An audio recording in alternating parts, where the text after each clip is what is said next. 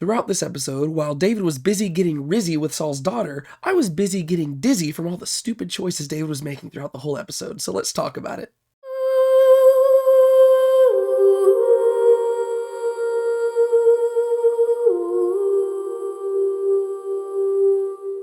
Welcome back to Now Let's Be Honest. My name is David, and today we're going to be talking about episode 5 of Prime Video's brand new TV show, The House of David, which chronicles the life of the biblical king David. And this video is going to work just like all the previous ones have worked. We're going to do a spoiler-free section followed by a much more in-depth and long-form spoiler talk. And that's just where I kind of just talk about all the different things that I want to highlight from the episode.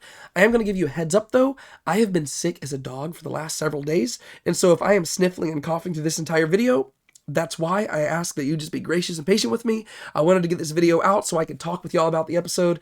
But yeah, I've been feeling terrible, and so that will explain why my voice is probably even a bit nasally right now. So just please be patient with me. I don't really have a lot to say for the spoiler-free section. I think this episode was super duper good.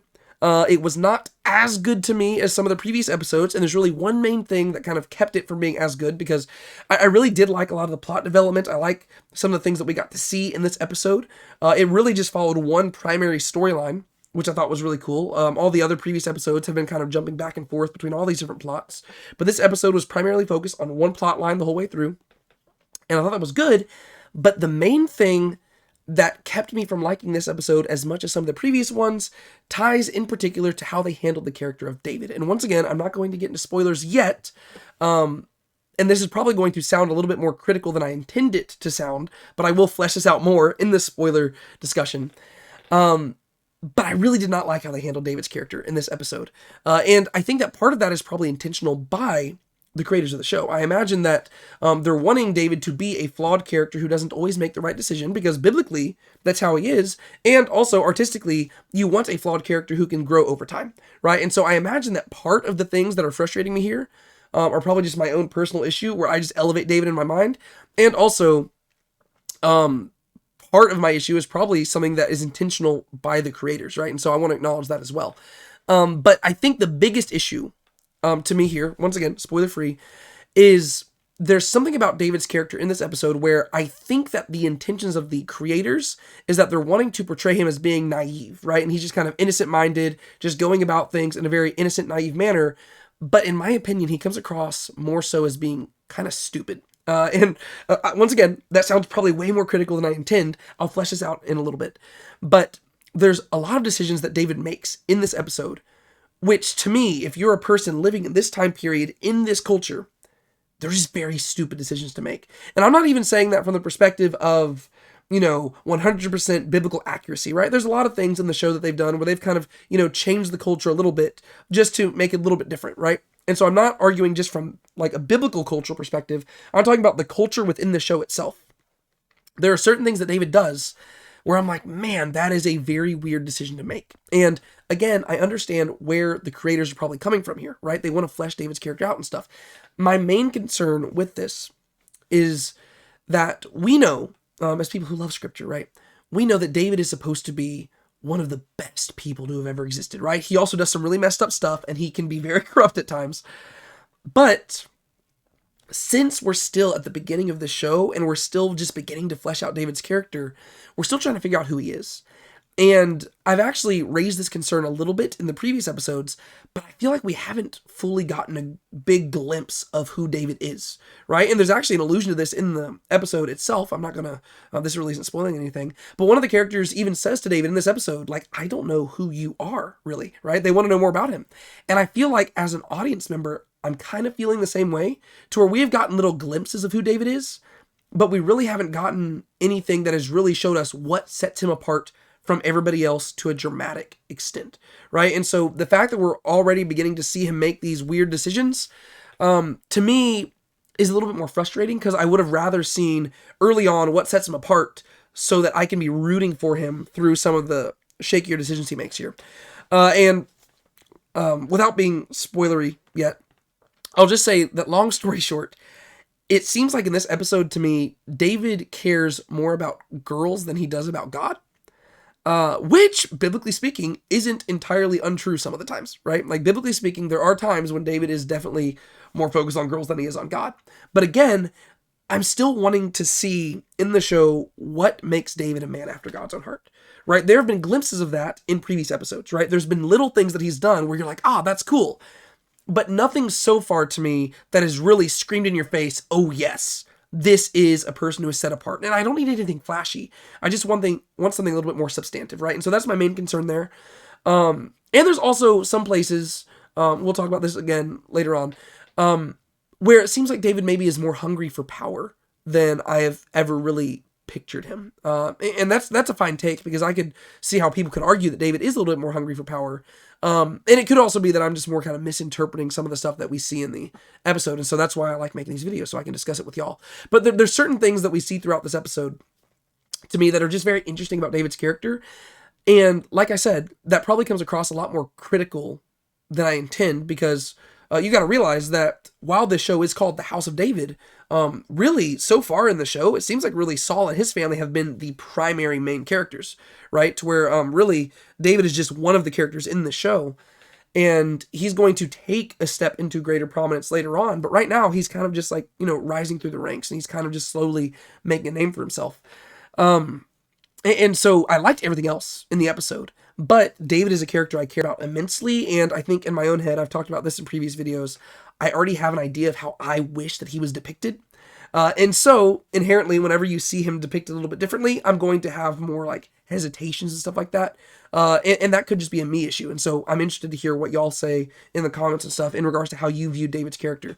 But that being said, that's really all I had to say for the spoiler-free section, because I did think this was a really good episode. I really enjoyed it, right? While I was watching the episode, I wasn't like frustrated and be like, this episode's terrible. No, I loved the episode the whole way through. It was only through like reflections later on that I was like, I didn't really like how David's character was handled there, right? And that's a very small thing.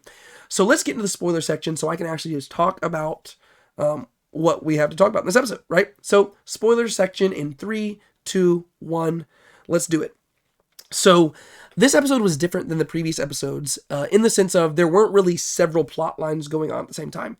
Pretty much all 4 previous episodes had really an A, B, and C plot line, right? You usually had either the House of Saul, the House of David, and then a Samuel plot line, or you had the House of Saul, the House of David, and like a Philistine plot line. But in this episode, it was really just one plot line the whole way through. And this is really just the plot line that revolved around Saul and David and Michal and Joab and this guy named Adriel. And so what we're going to do is we're kind of just going to walk through the episode, and I'm not going to talk about every single thing that there is to talk about, but I'm going to talk about things that stood out to me, right?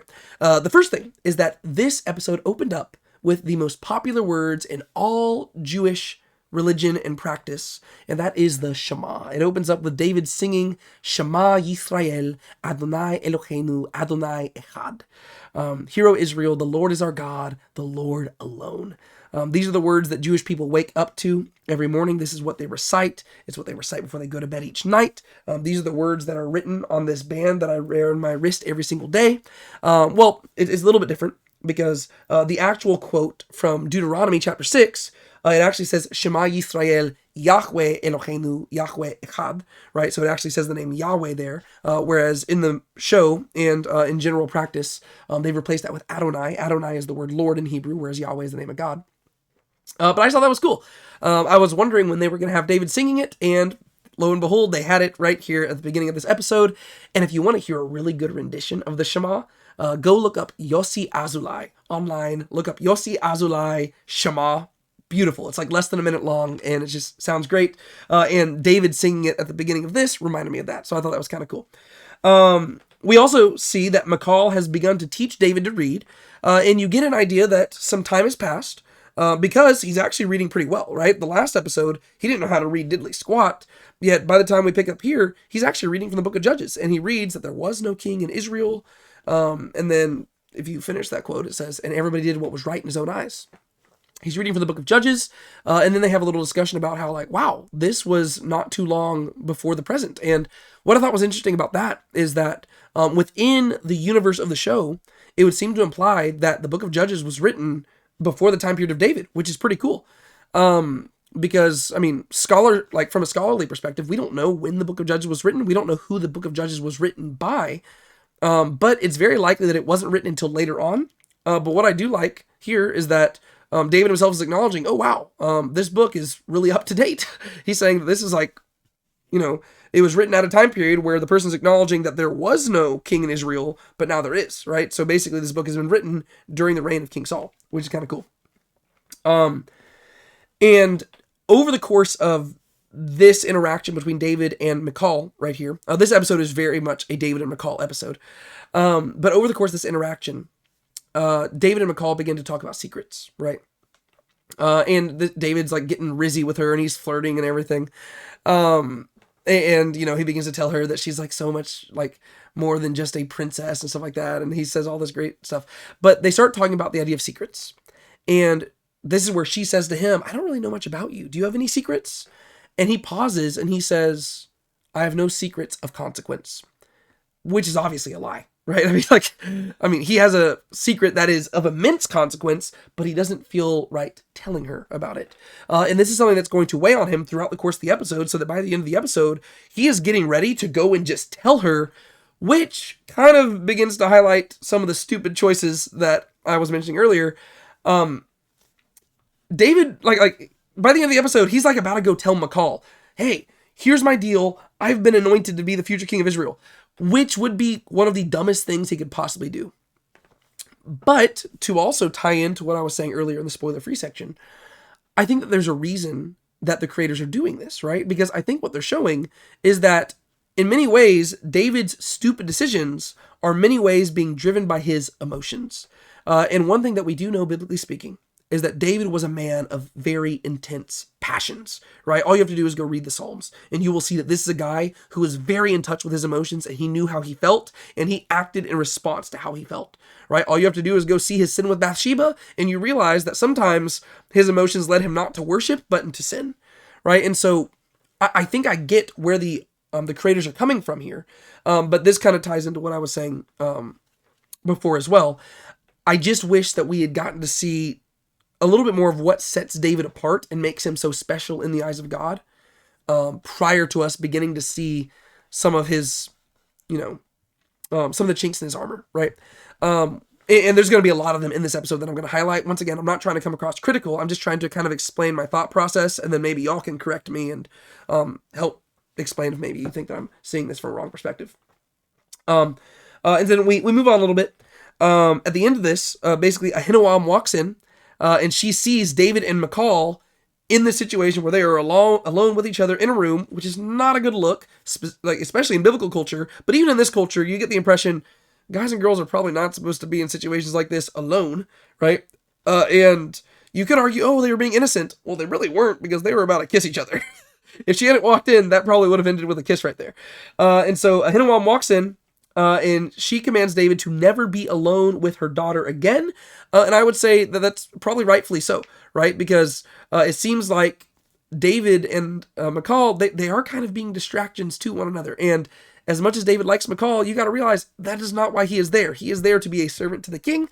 And so I kind of understand where Ahinoam as a mother is coming from, even though she probably has ulterior motives, because she is simply thinking about, the dignity of the kingdom and stuff like that.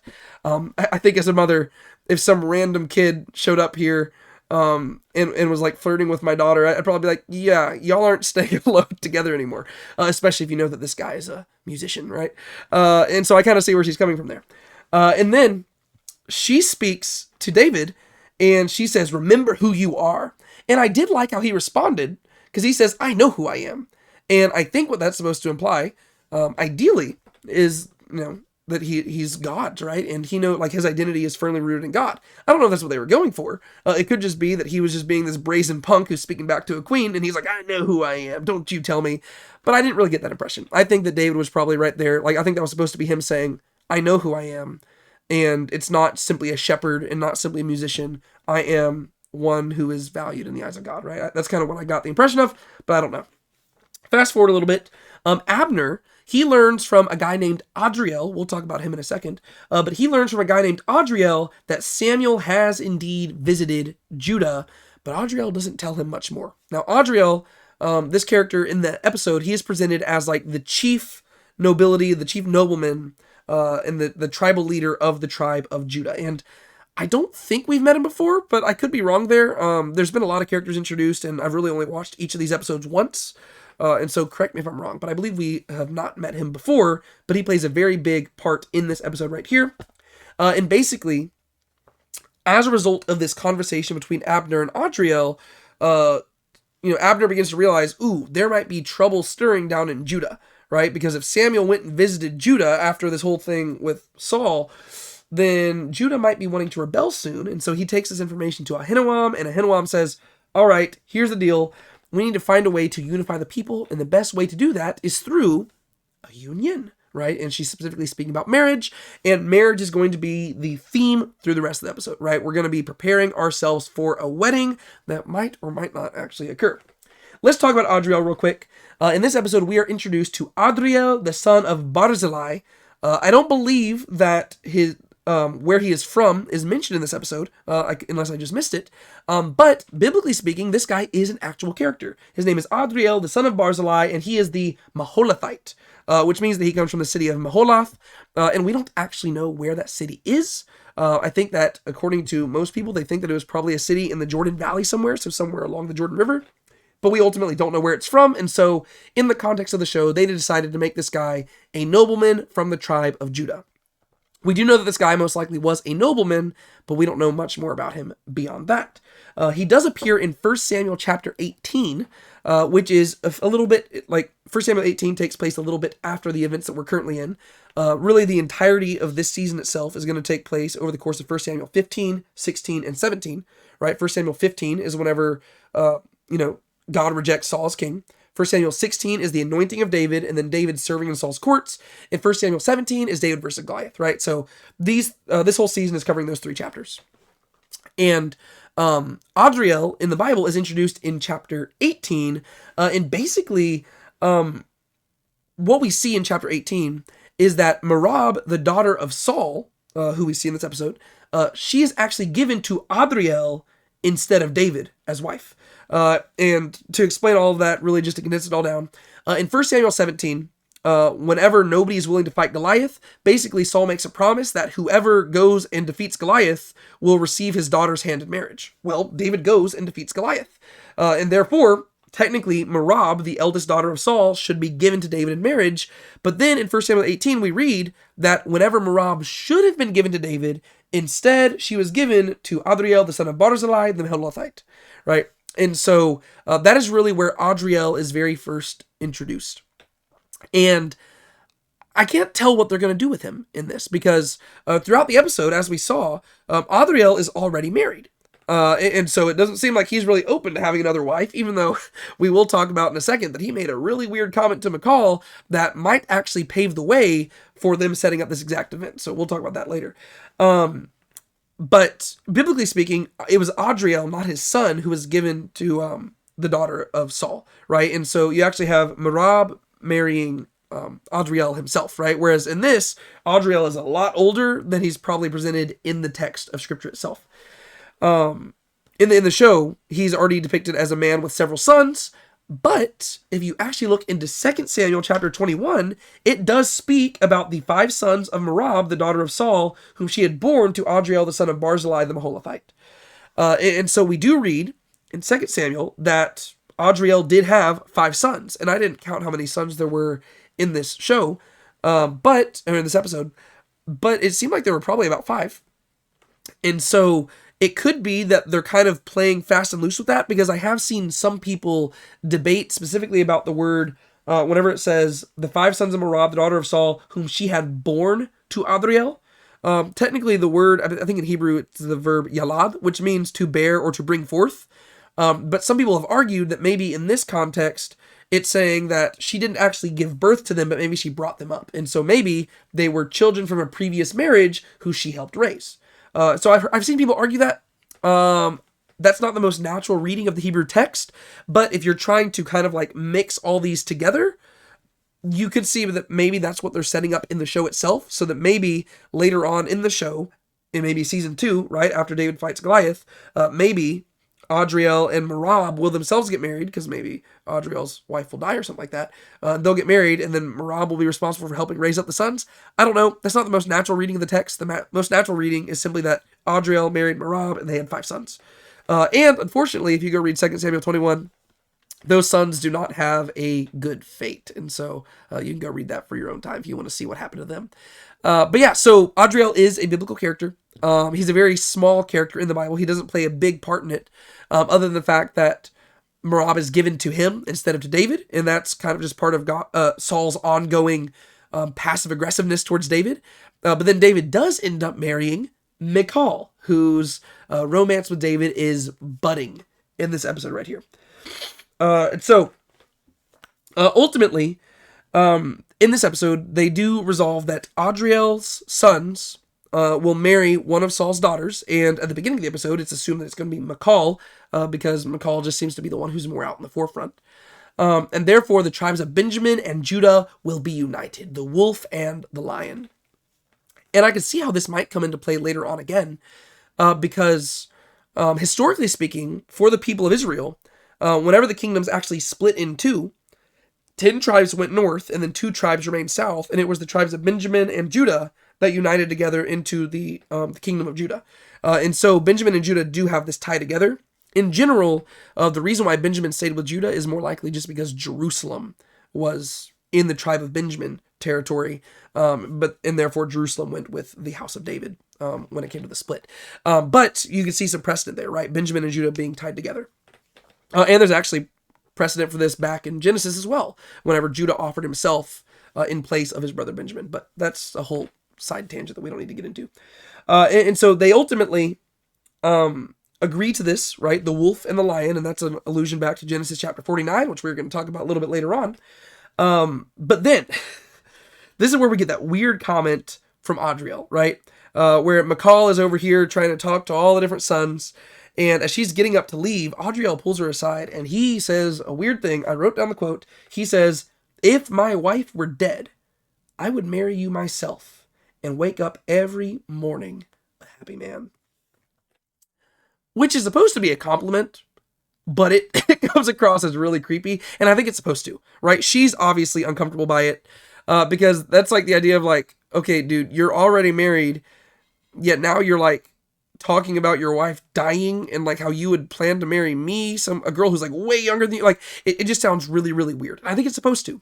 And I don't know where they're heading with that, but it could set up the idea that maybe over the course of the next season, maybe his wife will die, and therefore he will receive one of Saul's daughters as a wife, and then maybe he will marry Merab. But then also, to complicate matters even more, if you go back to that 2 Samuel chapter 21 passage, well, if you actually look at the original text that we have, it actually says that Michal is the one who bore 5 sons to Adriel. And basically the scholarly consensus is that maybe that was a copyist error. And therefore, that's why most translations just say Merab now.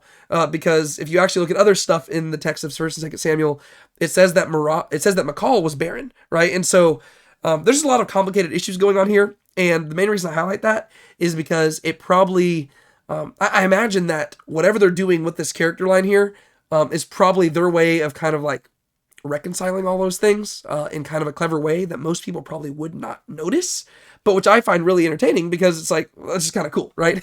These are little things they don't have to do, and maybe that's not even what's motivating it at all. I just find it kind of interesting, and so you can go look into all that stuff if you want to look into it, but I just thought that was really kind of cool. And so Adriel says that really weird comment to Michal, and then Saul talks to Adriel very shortly after this, and Saul says one of the most ironic things in the whole episode. He says, "I don't buy loyalty, Adriel, especially not with my daughter." And it makes you wonder if Saul is just entirely unaware of what he's doing or if he's outright lying. Because the whole reason that they are doing this whole marriage is to buy loyalty, right? But Saul is not the one who set this in motion, right? It was Ahinoam and Abner who set it in motion because they're still trying to save face because Saul is kind of going crazy. And so to me, I thought that was interesting, right? It's like, okay, like I want to hear y'all's take on that, right? What was Saul going for there? Was Saul intentionally being misleading, or is he himself misled? Does he think that this is genuinely like them doing this out of the kindness of their heart? Or is he like intentionally I don't know. I just thought that was very interesting because, like, yes, by definition, they are trying to buy loyalty. And by definition, they are using one of Saul's daughters in order to do that.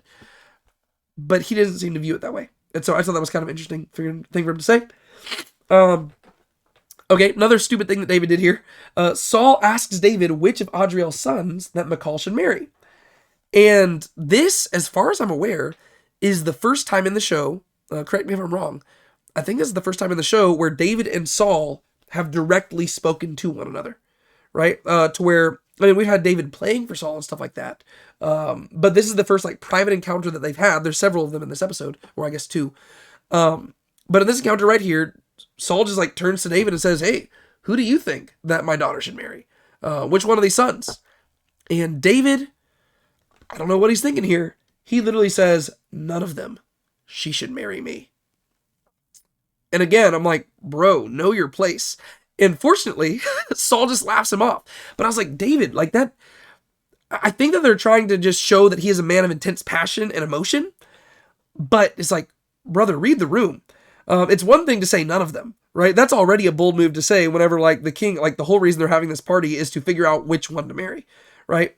And ironically, Saul does end up following David's advice, and he's going to follow it even more than he realizes, because Michal's not going to marry any of them, and Michal is going to marry David, right? And so Saul's going to end up following this advice. But the boldness of David here, this is not a boldness that necessarily comes from zeal or anything. It is more so a boldness that comes from jealousy, I guess. I don't know. Like if David wasn't attracted to Michal, then you could argue, oh, he just has her best interest at heart. But instead, it's like, well, no, he has ulterior motives. He's like, that's the girl I like. I don't like them. Like, I don't know. It makes it a complicated situation. It's kind of a weird look to have David doing this. It's like he's talking to the king saying, no, the princess should not marry those noble sons. You should allow her to marry me, a lowly shepherd boy. If you know anything about marriage in the ancient world, that's not quite how marriage worked. And that's also not how a lowly musician spoke to a king. And I think that's cool that David is different, but again, it's not the type of different that we're looking for in David, right? We're wanting to see what makes David different in regards to, him being a man after God's own heart. Whereas really what we see him being different is that he really doesn't submit to authorities very much. We saw him not listen to his dad in a few episodes ago, and then now he's kind of just like speaking back to kings and queens. And he's not doing these things out of zeal for God. He's just doing them out of his own personal desires. And I think that's the issue that I have, because biblically speaking, we are called to submit to authorities because authorities have been placed there by God. And in this instance, he's not being mean to King Saul or anything like that, and he's not being outright disrespectful, but just the idea of him speaking that way and that bluntly to the king is just kind of interesting. Just because biblically we just know that that's not how David was, right? And so I'll be interested to see what they do with this later on, if these things are going to be addressed, or if it's just kind of a weird characterization, or if that bothered y'all as much as it did me. I don't know. I just thought it was weird that he was like, I expected him to say she shouldn't marry any of them. I expected that. But then he said, she should marry me. I was like, dude, I knew you were thinking that. I did not know you were going to say it. Unless I just misheard what he said. But I was like, that was pretty bold. And then ultimately what Saul ends up doing is he looks up from this encounter and he sees Merav walk in. And Merav has been talking to one of the sons named Jordan, the middle son. And he sees that Merav is having a good time, and then he just impulsively decides, Saul does, he just impulsively decides, you know what, forget it, Michal's not getting married, Merav is going to get married to Jordan. And it seems like everybody's happy. Merav is happy with it, Jordan's happy with it, Michal is happy to get out of it, David smiles a little bit. Oh, I also forgot to mention this. This is another stupid thing David does. Despite the fact that the queen had mentioned to David, do not be caught alone with my daughter again. He violates that 2 more times in this episode, right? The first time is shortly after he sees that Michal's going to get married, he decides to go track her down in a room, like in a hall by her, like herself, and like ask her about this. And I'm pretty sure that's whenever Eliab confronts him and says, dude, you need to chill. And David's like, I'm going to go tell her my secret. And it's like, oh my gosh, David, you need to chill. He's purely acting off of his desire for this girl, right? Like, it'd be one thing if all of this was motivated by just his desire for God, but it's not. It's being motivated purely by his desire for this girl and how he really kind of wants her to himself, which is not necessarily the greatest look. It's good from a storytelling perspective, but whenever you're trying to present David as this like special character who is different than everybody else, it doesn't really get that across, because to me, this is how anybody would react in like a rom-com, and to me, that's not exactly quite David's character. But ultimately, like I said, Saul decides Merav and Jordan are going to get married. So it kind of resolves everybody's issues. And then that leads to the second time that David violates this, because he immediately gets up, he goes and tracks down Michal, he goes and sits with her on this sunset ledge. And what does he do? He holds her hand. It's like, oh, David, what are you doing?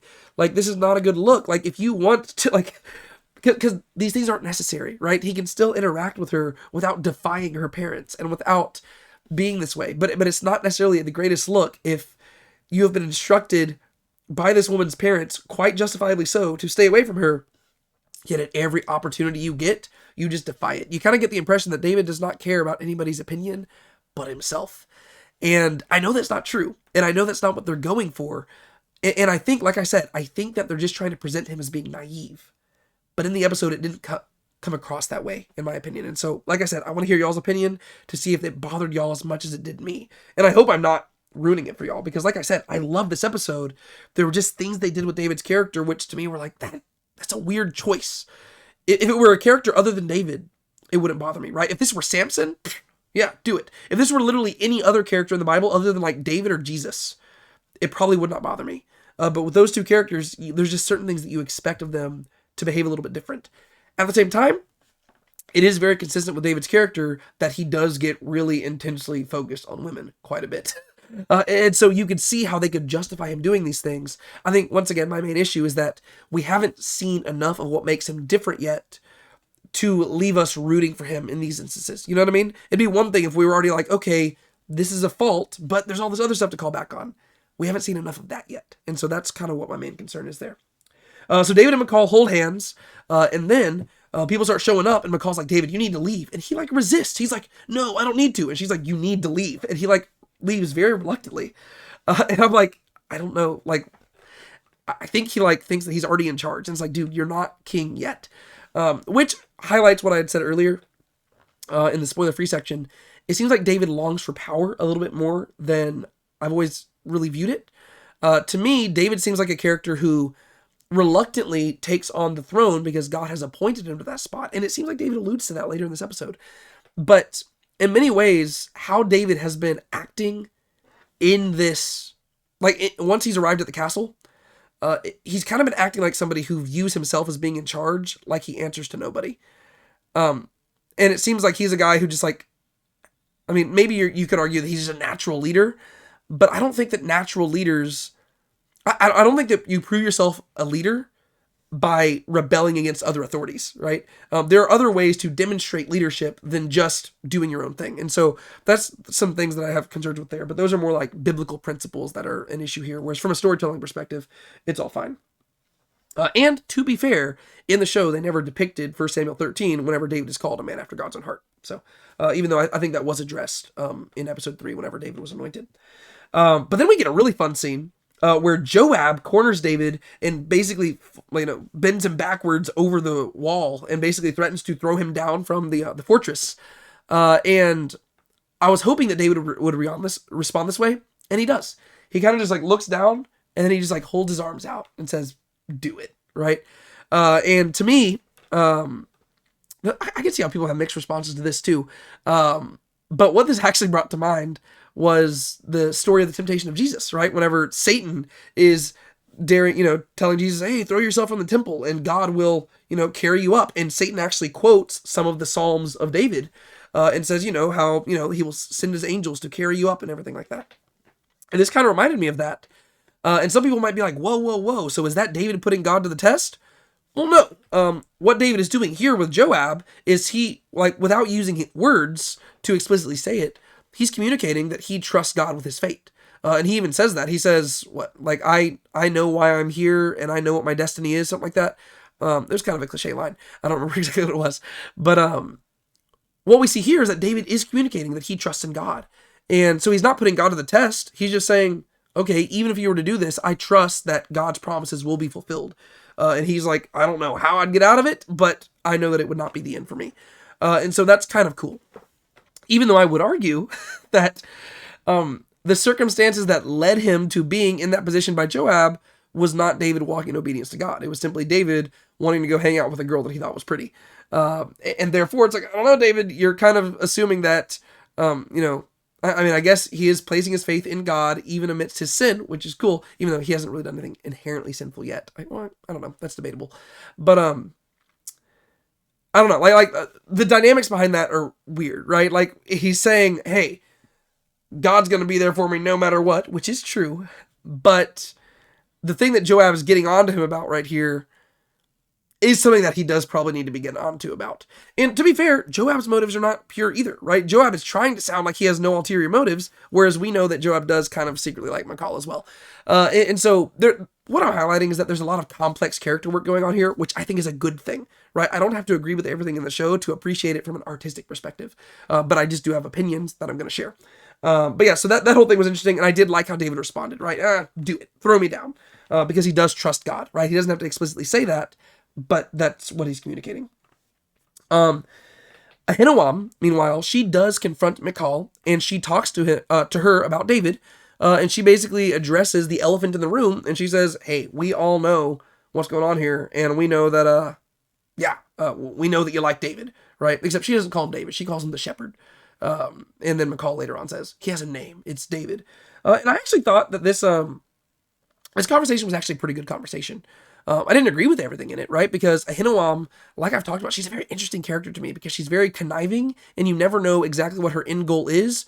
Other than that, we know that her main goal is to keep her family in power and to, I guess, keep them unified, right? And so, but we don't really know what her end goals are along the way to get there, right? But she says to her, the boy has captured your heart, I understand, but a year from now you will have forgotten his name. Yet the damage done to this house could last generations.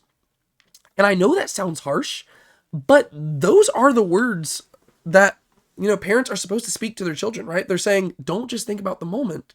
Think about the long-term consequences of your actions. And in this situation, obviously, we know that David is supposed to be a very different character. And we know that David is destined for greatness and stuff like that. Ahinoam does not know that, right? Ahinoam is simply talking to her daughter, and you know what? Even Ahinoam's motives are probably not pure, right? Ahinoam is simply thinking from a political perspective. But if you take away the ulterior motives of her words and simply look at them, it's good motherly advice. And that's why I'm saying this is good writing from the show, right? Because the words she's saying is good advice, but it's the ulterior motives that make them have a sinister undertone, right? Because ultimately what she's just saying is saying, hey, honey, I get that you like this guy. I get that you think he's pretty. I get that he makes you feel seen and wonderful and valuable. But don't just jump into this without considering the consequences, right? Your actions affect more than just you. That's great advice. Obviously, her motives is that she wants to not marry off her princess daughter to a little peasant boy. No, she wants to marry her off to somebody who's politically advantageous, right? But again, that's how most marriages have worked throughout most of human history. Most marriages were not built off of modern day romance, right? And so we just got to realize that while there was romance and stuff in ancient times, usually those were not the foundation of marriage. Usually there were arranged marriages that were usually focused less on the individuals and more on the community itself, right? And so, I don't know. I think that's really good writing there, that you have good parental advice that is coming from a parent with ulterior motives, and therefore that advice is read from a very, sinister perspective, right? I think it's kind of cool. It just shows that they're doing a really good job here. And then she even says, when you do marry, it will be much greater than this fleeting romance. And so from her perspective, this is where she probably takes it a step too far. Because she just assumes it's a fleeting romance, right? She assumes it's just going to, these are just your emotions getting the best of you. Whereas Ahinoam, she hasn't really gotten to know David at all. And so she doesn't know what type of guy he is. She doesn't know that Michal's just being manipulated or something like that. She's just assuming that, and she's trying to downplay what Michal's experiencing. Whereas I would argue that in the show, Michal is seeing David for who he is, and she's actually seeing in David things that we as the audience haven't even seen yet, right? And so this is where I think Ahinoam takes it a step too far, and she's like, okay, this is just a fleeting romance. When you get married, it's going to be for something much greater. Whereas arguably that's not true, right? Because guess what? She will, just spoiler alert for the story of 1 Samuel, eventually Michal will marry David, and that's because, Merab's going to be given to somebody else, and then Michal and David have a thing for each other, so they get married. But then whenever David goes on the run from King Saul, they're going to give Michal to somebody else. and then she's going to have a marriage there. And then whenever David becomes king, well, he's going to say, I want Michal back. And then Michal's going to go back to him. It's going to be really complicated, right? And so while Ahinoam is making very big promises here, she's probably not going to be able to fulfill those promises. And so that's kind of unfortunate. Jonathan eventually runs into Reuben, right? Reuben's the little boy who they saved from that city that had been destroyed by the giants. And I don't really have a lot to say about this one scene, other than I thought it was really funny and very good character development and plot development. That Jonathan's talking to Reuben, and he says that he will protect Reuben from the giants. And Reuben simply looks at him and says, "You are too small." And then he just walks off. And the look on Jonathan's face, you're just like, ooh. Like, this is good storytelling, right? Because we haven't seen the giants a whole lot, right? We saw the effects of what they had done in episodes 1 and 2. We got to see a glimpse of them in episode 3. And then we haven't seen anything else, right? They are just like these evil forces lurking in the distance, doing work in the background of episode 4 and 5, right? We haven't seen them, but we know that they're there. And this is just good storytelling that it's like, oh, you're too small. Like, coming from a little kid to a grown warrior, you are too small. It's like, that's great storytelling. I thought that was a really good moment. And so throughout the whole episode, they're building up towards this marriage, right? Not the wedding itself, but just the announcement of it. And it seems like Saul is beginning to mend things together, and he really wants to make things work with Adriel. And throughout the episode, Adriel's been asking for something from Saul, right? This guy seems like a guy who just like will not take no for an answer. So he keeps asking for more. And so at the end of the episode, Saul begins to finally give in. He says, you know what? I'll give you something you asked for. It's not an entire Torah scroll or anything like that, but it is a copy of the patriarchal blessing, right? This is the blessing that Jacob gave to his sons, which you can read in Genesis 49. And at this moment, Adriel says, do you mind if I read this? And he begins to read through it, and as Adriel begins to read, we don't get to read about the blessings that are given to Reuben and Simeon and Levi, just because they're not really blessings if you go read the text. They're actually kind of insults. But that's because as Adriel is reading it, Saul begins to have some visions. And what we see is something that we saw it earlier in the episode, but Agag, the king who was killed in episode 1, he is coming back in, like, I guess, a spiritual form, and he is taunting Saul, right? This is, Agag is basically the representation of the evil spirit sent from the Lord. And Agag begins to put thoughts in Saul's head, and he says that the lion from Judah will rise again, and he will kill you, and stuff like that. And it's a very menacing voice, and I like the actor they cast for Agag, because he's very intimidating and very scary, and you can see how this would really mess somebody up. And so Agag's whispering this in Saul's ear, and then after Adriel gets through Reuben and Simeon and Levi, we actually get to hear him begin to read the parts about Judah, right? And it says that the scepter shall not depart from Judah, nor the ruler's staff from between his feet, until he unto whom it belongs arrives. And that is clearly a reference to some sort of ruler coming from Judah, right? I mean, historically speaking, up until this time period, that's why Judah was always treated as the leader of the tribes. And that's why it's so surprising whenever Benjamin is the tribe that produces the first king. And so you've got Adriel reading that, and then you got Agag whispering this in Saul's ear, and then Adriel goes on, and he's about to keep reading, and Saul says, stop, I have heard enough, and he immediately calls off the marriage. He begins to choke Ahinoam, and all hell is breaking loose, right? This is great development, right? Because now everybody's beginning to see, ooh, this is not looking good for Saul. And I was beginning to wonder how they were going to do all of this, because I was like, oh, I guess they're ditching the whole plot line of Merab being offered to David. And who knows, maybe they will. But it seems like they were introducing this here so that most likely in season 2, they can bring these characters back and they can resolve it, right? So it adds more complexity, and I like that they're doing that and they're thinking ahead.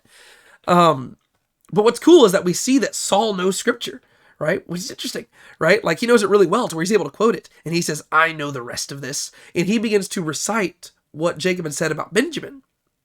And to be fair to Saul, that would not have looked good for Adriel if Adriel had gotten to that part, because the stuff about Benjamin does not sound very good, right? He's a ravenous wolf.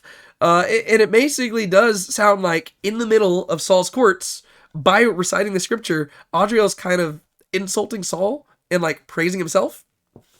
And so while everybody else is trying to calm Saul down because he is responding in a very extreme manner, from Saul's perspective, you could argue it is at least justified, because Judah comes across looking a lot better than Benjamin in that story. And so here Saul was trying to reward Adriel, and Adriel responds by like reading this text in front of all of them. It's like that probably was not the smartest move to do either, but you can see where he's coming from. All right, and so the marriage is called off, which then leads to the last few things I want to talk about here. There's this final scene between David and Saul. And this is the second time where David and Saul have interacted with one another. The first time when they're entirely alone in the room. And what's cool about this scene is that they unknowingly bond over the difficulty of being king or being destined to be king. And the reason I say unknowingly is because David knows it and Saul does not, right? Because Saul is saying a lot of things to David that he doesn't realize the weight that they have on David. And David is responding about his own situation as the future anointed one of God, or as the current anointed one of God and future king over Israel. And all of it will go over Saul's head, because Saul, whenever Saul is thinking of somebody who's wanting to replace him as king, he's thinking of Adriel and his sons. He doesn't even realize that this shepherd boy from Judah is the one who's destined to replace him. And that's such good storytelling, right? That's really good, right? Saul is looking this direction, whereas the person he should be afraid of is right here. And that's going to be really compelling for season 2 whenever you actually get to see him realizing who David is. Sorry, all this talking is really taking a toll on my throat. So I'm going to have to wrap this up pretty quick. But throughout this whole conversation, don't need to go into all the details of it, but Saul eventually asks David if he wants to sit on the throne. And David, for once, he actually responds wisely. For a second, he looks at it and you see that he almost has a temptation to go sit on it. But then he says, no, that throne belongs to the Lord's anointed. Which is funny because we know that David is the Lord's anointed and therefore the throne does belong to him. But Saul does not know that. And so Saul ends up saying, okay, well, I'm going to go to bed. And so to me, I was like, oh, good. David passed the test. That's really good. David offers to walk Saul to bed. Saul says, no, I'll do it myself. And then David does the stupidest thing that he could have done. And I'm pretty sure, like, I don't think this is me being critical. I think that we're supposed to think this is stupid. I could be wrong. But David does the stupidest thing he did in the whole episode. And he decides to go and sit on the throne. And again, this is one of those places where I can't tell if he's supposed to be naive or just stupid. I think I don't know. I want to hear y'all's thoughts in the comments because I don't know how to feel about this. And maybe you're not supposed to. I couldn't tell what his motives were for sitting on the throne. It seems like what's trying to be conveyed is that he was simply sitting there so that he could feel what it looked like to be out there because he was intimidated by the act of being king. And that's because there was one thing that he had said earlier to Saul whenever they were talking, that he had said something about like the, being chosen to be the Lord's anointed one by no choice of your own, right? So the idea that like God picked you and you didn't even ask for it. And so to me, I'm thinking that what they're wanting you to take out of the episode or that scene is that he is sitting on the throne, not because he wants the throne, but simply because he wants to know what his future holds, right? And he's just trying to visualize him there. And like the task is so overwhelming for him that he simply wants to sit there and just like take it in, right? But at the same time, it could also be that he simply wants the throne, right? Because it did seem like there was a temptation to sit on the throne whenever Saul asked him. And so I think it could be argued that maybe David wants to be king and he was sitting there because he's just getting a feel for the power, right? Either way, sitting there was stupid. It was a dumb thing to do. I think what they're trying to argue is that he's just naive and he's not thinking about the consequences of his actions. He's just living in the moment. But it's like, brother, like he has done so many dumb things throughout this whole episode. And then he concludes all of it by sitting on the throne. I don't care if you think you're alone in the room. If you're in a palace, you need to assume that you're never alone. And then sure enough, the episode ends with Michal looking in and she sees David sitting on the throne. And on one hand, I want to say, David, you in trouble. That is the dumb thing you could do. But on the other hand, I want to say, this is a really good show, and I'm excited to see what comes next, because I have no idea how she's going to respond. I imagine that she'll be mad, but it could be that she's understanding. I have no idea. I'm very interested to see how she responds, because I don't know, if you put yourself in her shoes, she is the princess, and he is, like, her dad is the king. Her dad is going crazy. Her dad is paranoid of, some man trying to take the throne, and then you have a little shepherd boy who has been given a taste of royal life, right? He's come in here, and then he's been flirting with you. He's been insubordinate to authorities, and then now he's sitting on the throne. If I was a Michal, I would think, is David trying to manipulate me into marrying him so that he can replace my father? Like, that's what I would begin to think, right? And that's really good storytelling. The issue is that I don't like that look for David. That's not a great look for David. But from a storytelling perspective, that's some drama. And I think that, like, usually a lot of drama in shows is contrived, but I could actually see how Michal could respond in a very dramatic fashion to what she sees here, and it'd be justified. But I don't know. We'll just have to wait until next week to see what actually happens there. But that's all I've got to say for this episode. I act like I haven't just talked for a really long time, but that's all I've got to say for episode 5. I look forward to talking about episode 6 with you all next week, and I will give you an update.